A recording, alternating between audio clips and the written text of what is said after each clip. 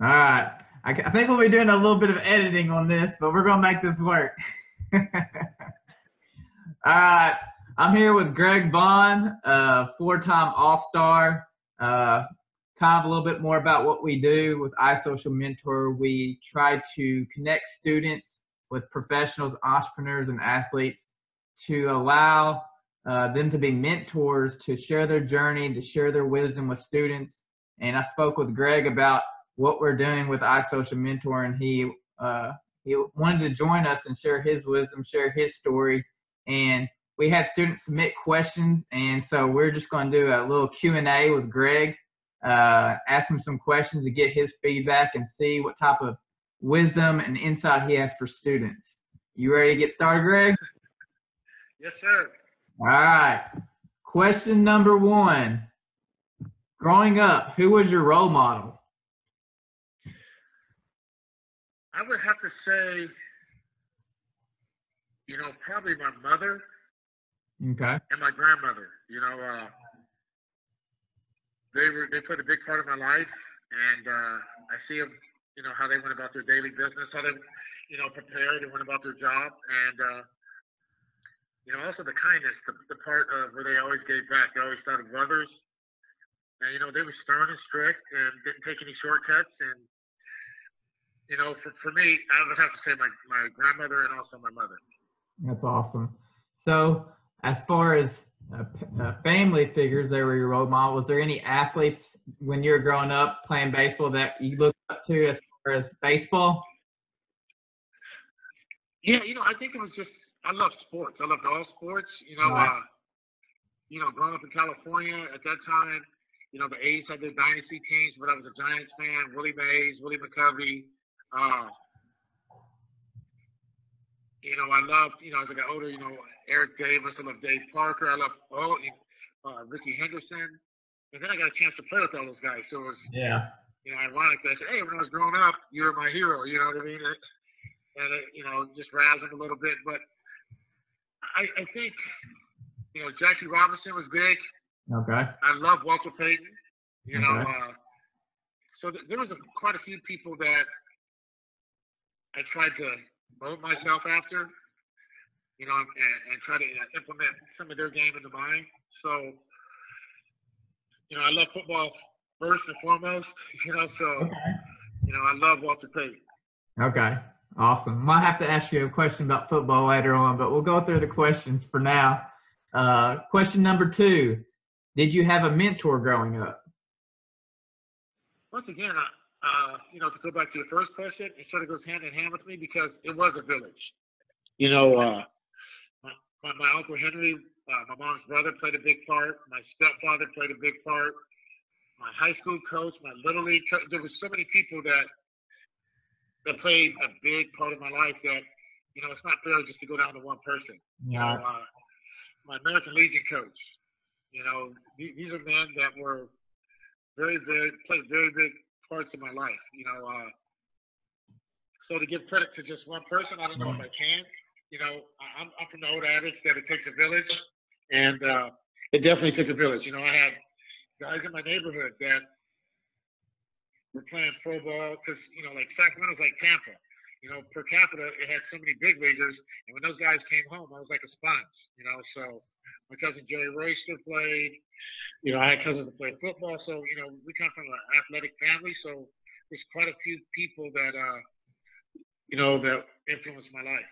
Yeah. There was teachers and there was counselors, so it took that village, and I think that's part of the problem now. We don't have those villages, anymore. It's society's a little wacko right now, a little crazy, so you can't just let everything has to be organized. Right. Yeah. One of our prior mentors was talking about people that were mentors to him, and he kind of like what you said. I mean, he had one for business, one for spirituality. I mean, he had different mentors for different aspects of his life, and all combined turned him into the person he is today.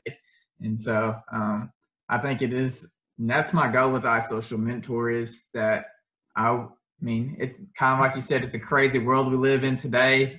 And if kids most kids might not have access to people like you did, you know, to have that mentorship roles. And my goal is with iSocialMentor is that they might have an outlet via social media to have that type of mentorship, to ask those questions that they might not be able to receive with their family or close ones. So the next question is, all right, so you're a stud baseball player. And so the question was, how did you train for baseball growing up? Was it just genetics, or was it training or practice that involved into it? Did it come easy? Oh, definitely. Not one point was it ever easy. I just learned, like I said, I had a coach early in my life that taught me if I wasn't early, I was late. Be the first one there, the last one to leave.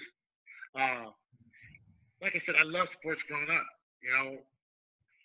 So when I wasn't playing, I was watching, and then I would see somebody do something. I'd run outside, and me, my brother, or cousins, or neighbors, or whatever, I just started implementing it in my game. And at no one part did it really come easy for me. I was definitely blessed, but I took my football coach to baseball. I was aggressive. I was physical. So I just tried to play baseball like I played football. The name of the game is to score and to help your team win. So if I got on first, I stole second, I stole third, and tried to score, the quickest way I could. For me, it was, not until I got, I left the University of Miami, that I ever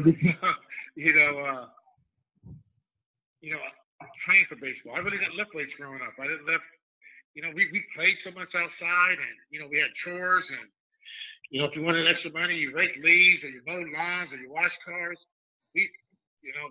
That was my workout. Even in high school football, we didn't lift weights. Weights weren't really big back then. And when I came into the league, they didn't really, with my body type, they didn't want me to lift weights. Weights weren't a big thing then. Yeah. So, knowing how it is today, what are your thoughts on lifting weights? Is it necessary? They should wait till high school, or where's as far as, because I know you don't want to get injured. I think injury is one of the most prevalent things with baseball players, but I guess it's more pitchers than other positions. But as far as lifting weights, do you think it's still, something?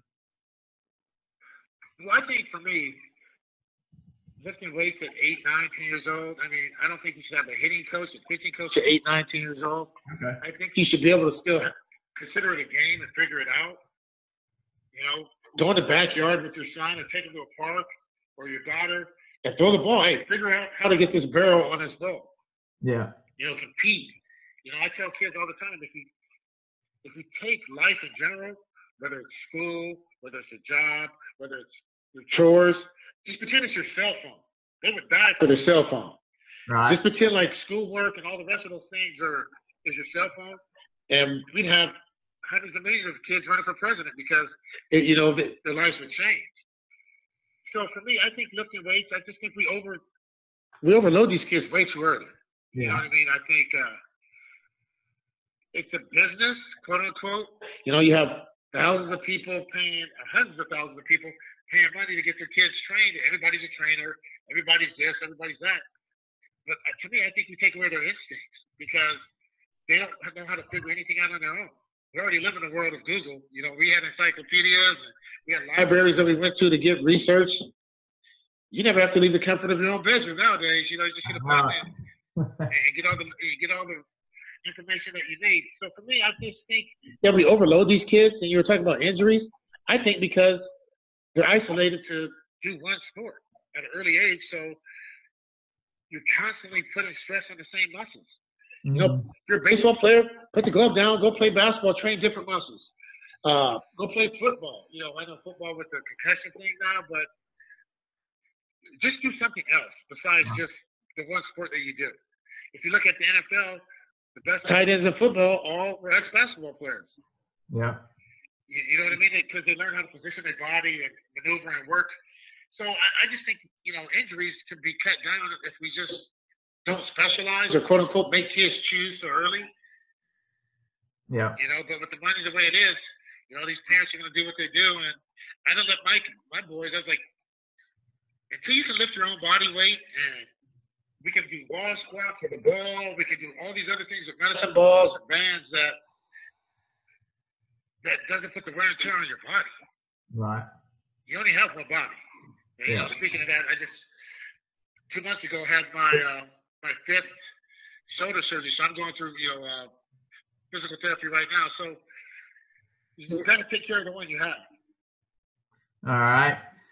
Okay, so this next question says, was there a mistake you made early on in your career which you could have avoided knowing what you know now? Oh, definitely. I think I would have.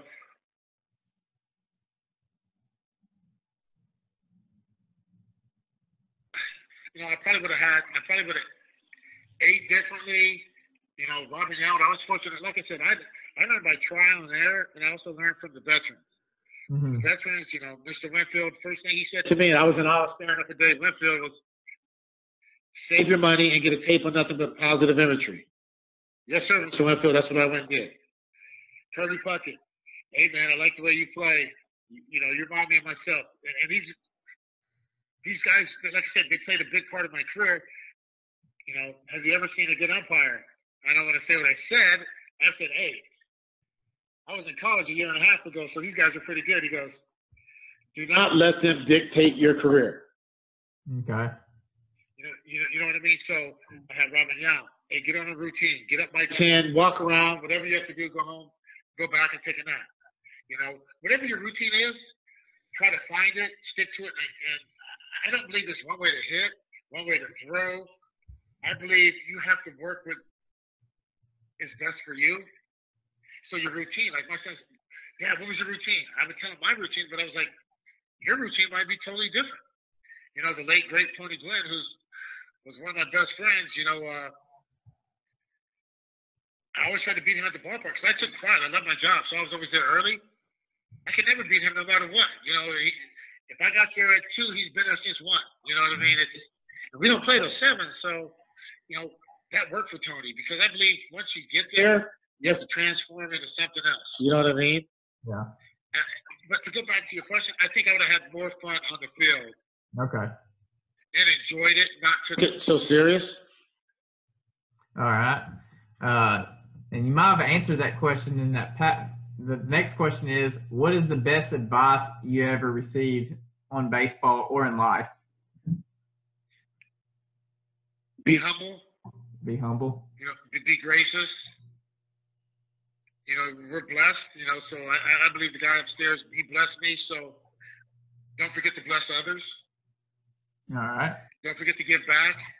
You know, live selfless instead of selfish. You know, that's my pet peeve. Live selfless instead of selfish. And the world will be a much better place. I love it. All right. So the next question is, what would you say is the highlight of your career in baseball? Well, I think just being the 4th pick of the draft is the first highlight. I think, you know, getting a call up to the big leagues. And how long did that take? You know, How long did it take before you got that call to the big leagues? About like I said, a year and a half. So it was one of those situations where you have emotions to that, making your first All-Star team. Mm-hmm. You know, having your son, you know, my oldest out on the field, and at that time before Dusty Baker, who's a great friend of mine, from the same hometown, having, you know, there weren't any, you know, bat boy rules really. So my son got to be on the field all the time during games and not games, and he was able to, you know, it doesn't matter who your dad is. I had a lot of other guys try to give my, you know, go hear it from them because then they value it more. Because to me, I'm still just dad. So being able to have him at All-Star games in the dugout with Greg Maddox, taking him out how to throw the ball, you know what I mean? Those are some things I couldn't teach him. Right. You know, those are priceless. You know, hitting 2 home runs in game 1 and having your son and your whole family there. You know, for me, it's the family time. Okay. And that Padre team in '98 or '96 through 98, how close we were, and then going to Cincinnati and playing with a lot of good young players. And the way the city of Milwaukee still, I just, as you know, just got back. I was on the airplane, and the way they embrace me to this day. It's, you know, there's so many highlights, it's hard to pick out just one. Right. You know, the first time you come to Oakland and you hit a home run on Dave Stewart and Eckersley in the same game to win it at home. So, you know, there's so many highlights that you really, I really can't, it wouldn't be fair just to pick out one. Okay. No, that was a good answer. Okay, so it looks like we are transitioning to after baseball. And the next question is, how has your perspective on life changed since retiring from baseball? I think my life now is a time for me to give back. It's a time to go out in my community and try to make a difference and give these kids whatever little bit of wisdom that I might have, not just in baseball and life, because baseball is, you know, even if you do make it, it's a minute time in your life. You know, our window is very, very small. You still have to live. You still have to be productive. So for me, it's just, you know, to go in the community and try to make my community and my hometown the best that it could be, whatever I can do. And like I said, being able to be selfless instead of selfish. I mean, that's, you know, you can hear me repeating it, but that's my big thing. I believe in helping people. I believe in going out and taking the time to make people feel important. You know, it doesn't cost anything to be nice. Exactly. You know, I learned at an early age, 2 muscles to smile, 140 to frown. You know what I mean? So why not smile? You know, remind kids and family members that what we are complaining about, somebody else is praying for. Right. You know, just to be thankful. You know, and like I said, enjoy life and get out there and like I said, make a difference. You don't have to play a sport to make a difference. You know, that was just a little part of my life. I had businesses, I had other aspects in life that I'm excited about, and you know, I have kids and a grandson, so it's awesome. Dude, love it. All right, we got 2 more questions. The next question is, if you had a challenge for student athletes, what would your challenge be for them? I'm sorry, I didn't hear you, Chris.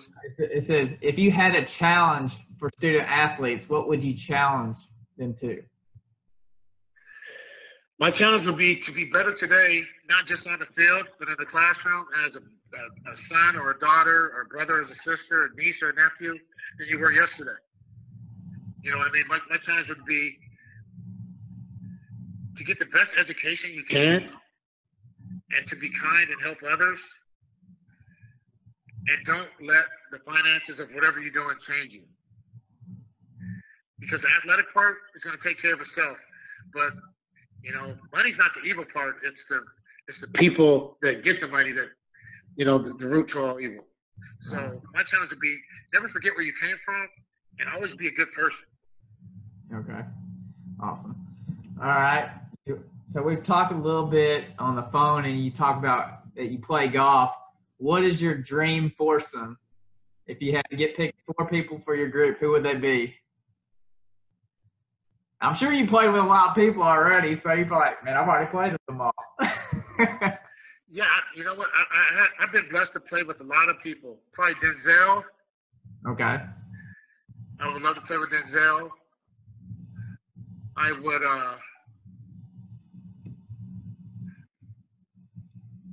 business-wise, but like I said, for me, there's just so many people I would. Yeah, you're like, man, I should have put them in there. You know, it's not really celebrities to me. It's Denzel, but it's people that are professional and successful, because I think they're the ones that make a difference. Mm-hmm. You know, so my dream foursome, probably Denzel would be one. I'm not big on celebrities' names, so I can't even come up with anybody else. But hey, y'all can have a two. Definitely be people in business. Okay. You know what I mean? For me, it would be any member of Earth, Wind & Fire.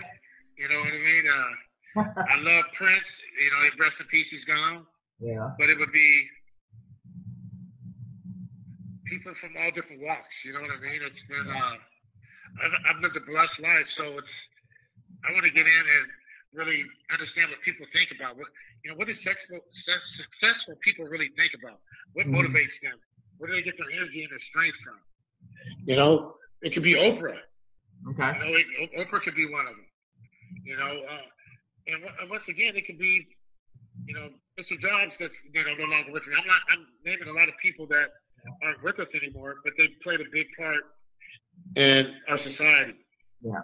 And so, I mean, Oprah, but is there any specific entrepreneur or professional businessman that you look up to based on what he's done in his life, that if you had the opportunity to start your own business with one of these people, who you'd want to mentor you and grow in a business as far as? I think Mr. Gates, because what he does so much in the community. Who's that again? You know what I mean? Bill Gates, because what he does in the community. Yeah. Bill Gates is really, he doesn't, you know, call the paper or make press clippings and say, look what I did, and beat his chest, look at me. Yeah. He gives away hundreds of millions of dollars, you know, to people that need it. So I don't think wealth has ever changed him. So Bill Gates and another family, I love the Jacob brothers, you know, the Jacob family, Qualcomm. They're another family that, to me, they do it the right way, you know. And locally, we have so many different people. You know, for me to name people at home, it wouldn't be fair, because I would leave someone out. Yeah. You know, but I think Bill Gates, to be able to follow him around and see what motivates him and what inspires him. Like I said, him and his wife, not only are they successful, but they give back. They give huge amounts of things back. To throw somebody else in there, Colin Powell would be another one I would want to meet. Okay, I haven't heard his name in a while. Yeah, I would. That's awesome. Like I said, you know, a little bit of historian. Like I said, I don't know. I just don't believe those people have got their just, you know. And for me, I don't want kids to think that everybody in my life or athletes' lives are athletes. You know, there's so many different realms of it. I mean, you know, if you look at the kids nowadays with social media, you know, from LeBron, from Tiger to, you know, Michael and all those guys who I've had a chance to meet, not LeBron, but the rest of them, these guys are businessmen. It's a brand. Everything's a business now. Mm-hmm. You know, so for me, it would be to meet the people and understand why they're so successful. Right. And another, you know, doing iSocialMentor is, we have, in this day and age, student athletes have a platform where they have as much influence as some pro athletes, depending on how big of a high school 4- or 5-star recruit or football player. And I just want them to hear from people like you and other professionals and entrepreneurs that they have a platform, they have an opportunity to use what they're doing for good, you know, surround themselves with good people, learn from people, and to give back. Because, I mean, we live in a world where there's a lot of toxicity, but these kids, there's a lot of kids that look up to just even high school collegiate athletes, and I want them to realize that, I mean, before you had to be a pro athlete for people that, you know, follow you and want to know what. Now with Instagram, social media, high school and college athletes have an opportunity. And I don't know, I love hearing you talk about it, because I just want to make sure these student athletes realize that the opportunity is on them now. I mean, they have opportunity to be as much a mentor as you, if they take that role and use it the correct way. Yeah, you know what? And you're going to make mistakes, but what is mistakes? That's life. You know, that's part of life. Mistakes are experience. So we just try not to make the same ones over and over and over again, and go back to that old adage that I said, you know, be better today than I was yesterday. You know, and, you know, I think whatever your realm of success is, that's what it'll be. But, you know what, like I said, these kids don't need to put so much pressure on them. The parents don't need to put so much pressure on them to become an athlete. You know, just hug on them and love them and kiss them and, you know, the era that we grew up in, you know, the men weren't raised to show a lot of emotion. But now, you know, hug and tell them you love them and, you know, make them feel important because they are important. The kids are our future. They are now. You know, like it took me and you an hour to try to set up this call. Well, really me, because I don't know anything about technical support, or I'm not tech savvy. But, you know, my kids, Dad, they would have did it in 2 seconds. They just don't want to show me. You know what I mean? It's more of a pain in the butt to show me. But, you know, it's you know, it goes back to life is good. Yeah. You know, but we have to be there for our kids. We have to be there for them and love on them and make them feel special, because, you know, I'm hearing about, you know, these kids that are depressed and all these other things, and it's tough to be a kid nowadays.